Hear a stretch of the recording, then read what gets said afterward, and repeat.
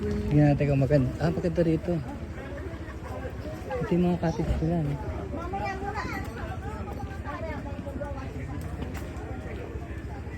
Magkano po cottage dito? 300. Ah, 300? Opo. Hanggang anong oras yun? Hanggang hapon na. Ah, hapon. Ito na lang po yung mga bakante natin, sir. Ah. Ayun po. Tsaka to. Thank you. Di ba, ganda no? Tapos may bihisan dito eh, no? Problema. Ganito na lang kaysa rin sa mag-ano pa yung mga restaurant. Ayun.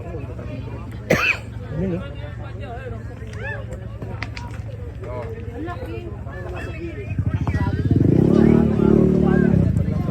Di ba pwede na rito? Pwede na no?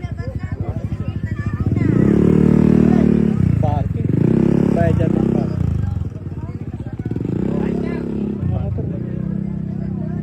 Ito mga van no? Pwede pa mag-tent. Oh, nasa Canada na pala ta. ACDC na pala ito eh. Ayan.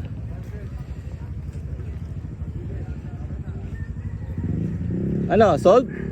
Cheap, di ba?